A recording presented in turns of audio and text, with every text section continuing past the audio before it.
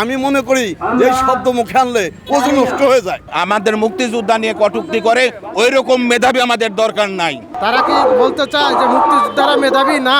বিএনপিওয়ালা রাস্তায় নামতে পারে নাই, রাস্তায় আন্দোলন করে কোনো মজা পায় নাই। আজকে এই রাজাকাররা কি করেছে?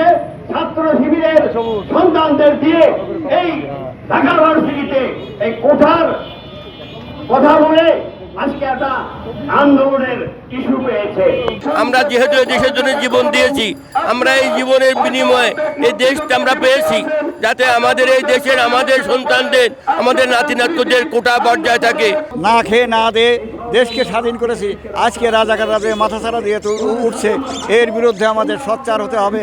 আমাদের সন্তানরাও, আমাদের সন্তানদেরকেও আমরা বলি, তারাও যেন এই রাজাকারদের বিরুদ্ধে, রাজাকারের সন্তানদের বিরুদ্ধে প্রতিরোধ গড়ে তোলে। তারা চাচ্ছে যে আমাদের দেশ থেকে মুক্তিযোদ্ধার নাম নিশ্চিহ্ন করে ফেলতে, কিন্তু আমরা বেঁচে থাকতে এটা আমরা কখনোই হতে দেব না, যে আমাদের মুক্তিযোদ্ধার চেতনা আমরা মুছে ফেলতে দেব না। কালকে স্লোগান দিয়েছে ঢাকায় যে আমি রাজাকার, আমি রাজাকার। কারণ রাজাকারটা ঘৃণিত শব্দ, ঘৃণিত নাম।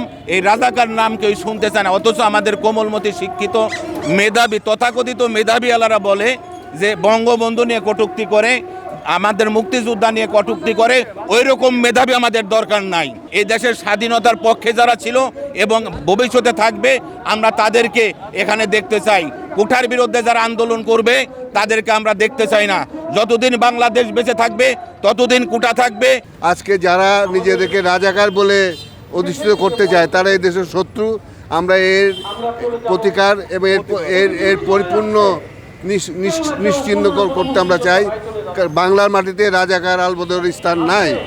প্রয়োজনে আমরা যুদ্ধে করেছি, এখনও আমরা জীবিত আছি, আমরা সেই যুদ্ধে অংশগ্রহণ করতে পারবো এবং আমাদের সন্তানরা তারাও এই আদর্শিত হয়ে তারাও এটা করবে। এবং আমরা এদেশে আপামর জনগণ, যারা এই দেশের মানুষ, এই দেশকে ভালো, তারাও এই আদর্শে এবং এই সম্পৃক্ত হবে বলে আমাদের বিশ্বাস। যার দাদা বেঁচে নেই, যার বাবা নেই, কিন্তু তার নাতি বেঁচে আছে, তো আমাদের কি উচিত না ওই নাতিটার দিকে তাকিয়ে হলেও এই কোটাটা বহাল রাখা? যারা বলতে পারে তুমি কে আমি কে, রাজাকার রাজাকার, এই স্বাধীন বাংলার মাটিতে দাঁড়িয়ে যারা এই কথাটা বলতে পারে, আমি মনে করি তারা দেশদ্রোহী। তারা ওই বারবার পাকিস্তানে পয়দা করা রাজাকার। এই রাজাকারদের উৎখাত করতে হলে আমরা যারা এখানে মুক্তিযোদ্ধা পরিবার আছি, সকলকে একত্রিত হয়ে ওদেরকে উৎখাত করার জন্য আমাদের দ্বিতীয়বার মুক্তিযুদ্ধে ঝাঁপিয়ে পড়া উচিত। আমি তখন ক্লাস 10-এর ছাত্র, ম্যাট্রিক পরীক্ষা দেবো, যখন আমার বঙ্গবন্ধু ডাক দিল যে তোমরা দেশকে স্বাধীন করার জন্য যার যা কিছু আছে, রেসকোর্স ময়দানে মিটিংয়ে বললো যার যা কিছু আছে ঝাঁপিয়ে পড়ো। আমরা তখন আমাদের জীবন নিয়ে ঝাঁপিয়ে পড়ছিলাম শুধু দেশের জন্য, দেশকে ভালোবেসে দেশ রক্ষা করার জন্য, ওই কুলঙ্গার রাজাকার আলবদরদের হাত থেকে রক্ষা করার জন্য।